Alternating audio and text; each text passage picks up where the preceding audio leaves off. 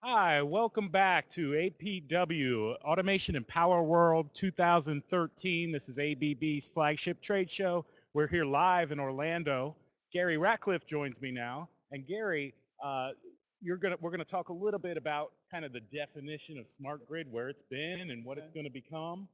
So tell me a little bit. I think in terms of the public, lots of people heard smart meters and they thought maybe that's what the smart grid was. But smart meters residential meters kind of hijacked the concept of smart grid, didn't it? That's true. Initially, when people thought about smart grid and when smart grid was defined for the general public, a lot of the discussion was around a smart meter and what that could do for a customer in terms of additional information and also change the perception of the end-use customers around smart grid. But smart grid is actually the grid, making the grid itself smarter. So we're seeing a migration of investment in technology away from smart meters. That doesn't mean smart meters aren't continuing to be deployed by utilities because they are, but the level of investment is less than it was previously. There was a lot of funding around ARRA for smart meters, but now there's more of a focus on distribution grid management. Distribution management systems for control and operations of the grid, the control room that actually manages the operations. Storm restoration functionality, being able to automatically switch when events or disturbances occur on the distribution grid to restore customer outages in seconds rather than maybe an hour or longer. We're also seeing more investment in the analytics around driving better performance from both the grid itself, but also the assets in the grid. So utility analytics has emerged as a growing investment area. And then we're still seeing transmission investments, HVDC, FACTS to connect renewables to the grid as an example, and then distributed energy resources. Smart meters do enable a demand response, which can help with grid operations, but also distributed generation, EV charging, how you manage that as part of grid operations, also microgrids, and distributed energy storage. We're doing some work, for example, with General Motors. Actually, we have one of their, we're using their batteries for community energy storage, and we have an example of that here at APW. As this definition of a smarter grid kind of evolves, how is this definition different from the utility perspective compared to a residential perspective? Well, I think a residential perspective, they view the meter as the grid, if you're talking about a residential customer. Um, from a utility perspective, they're managing generation, they're managing a transmission grid, they're also managing a distribution grid, and then they're connecting to the customer at the meter.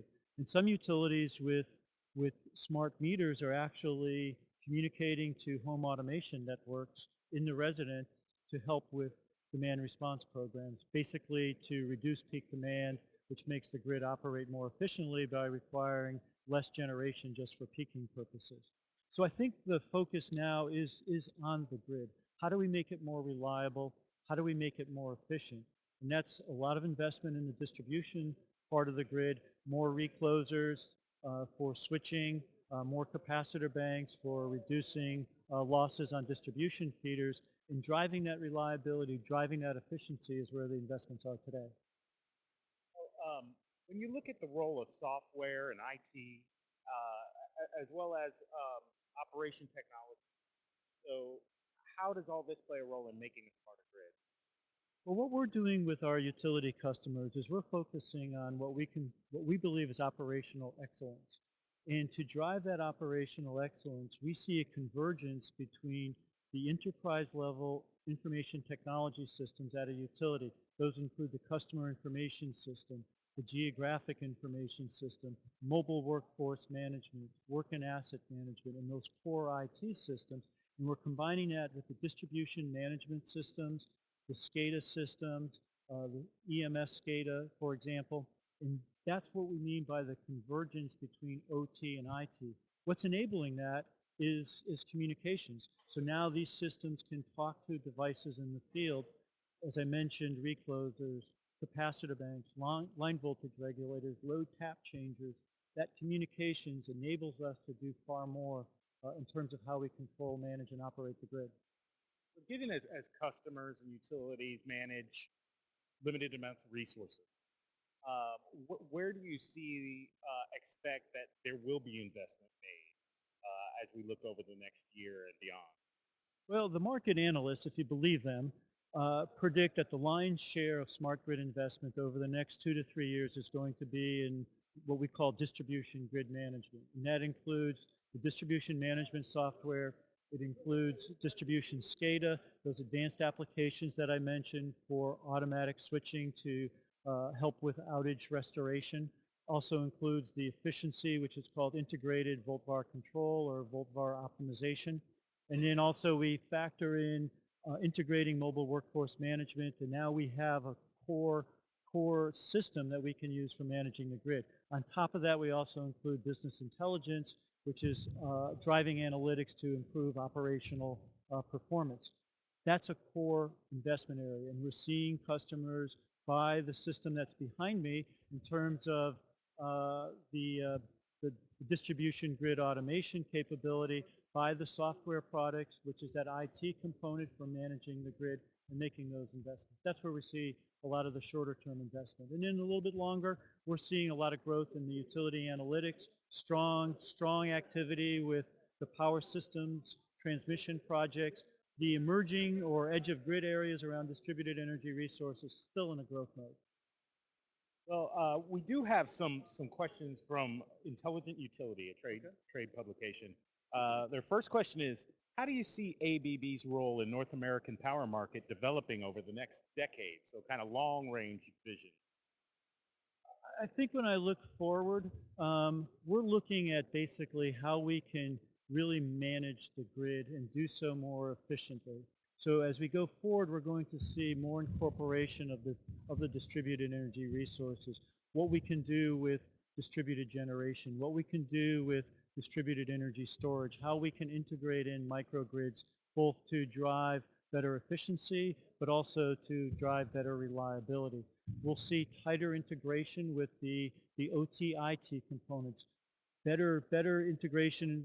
And what I mean by that is how we incorporate mobile workforce management with our distribution management software.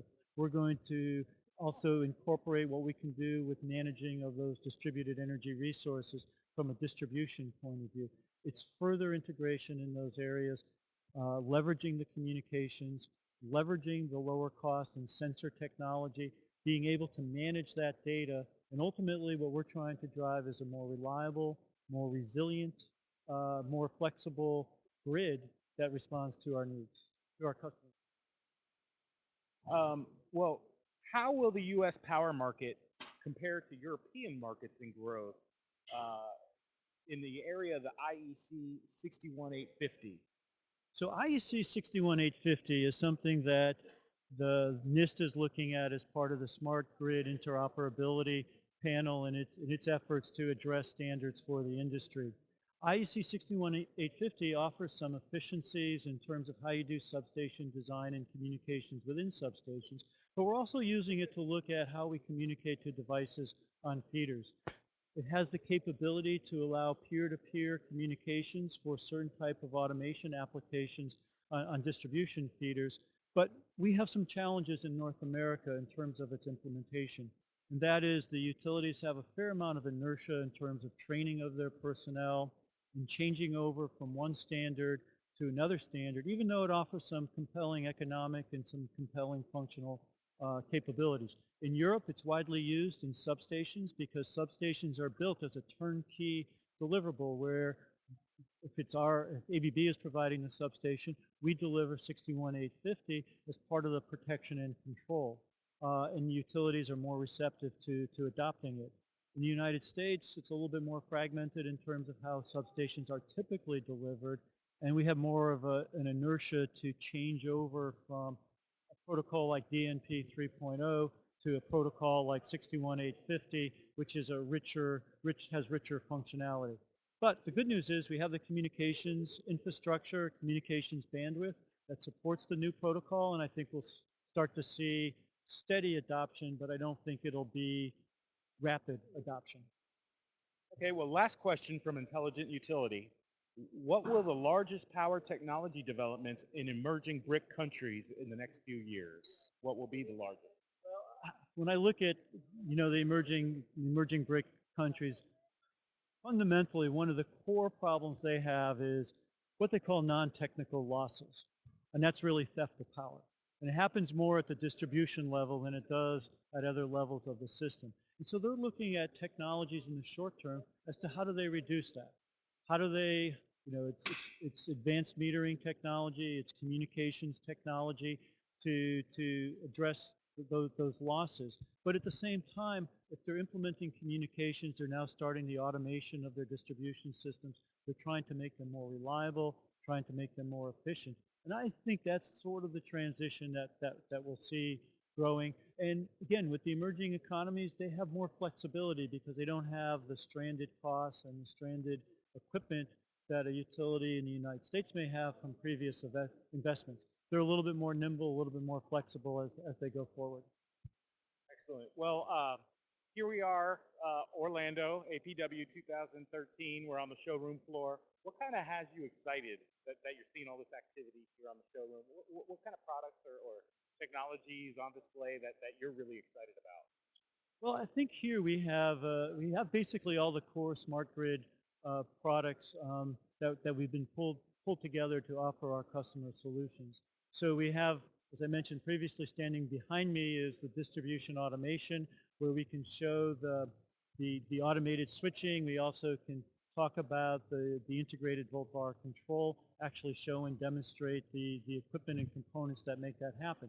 We also have a software pavilion where we have business intelligence software, what we're doing around asset health management as part of utility analytics and maintaining the equipment and apparatus that we have. We have some of the distributed energy resources that I talked about previously. Battery energy storage, we're showing that here. We have the community battery energy storage solution that's based on the Chevy Volt repurposed batteries. So that's here on the exhibit floor. We have a fast DC charging station. That's here on the floor.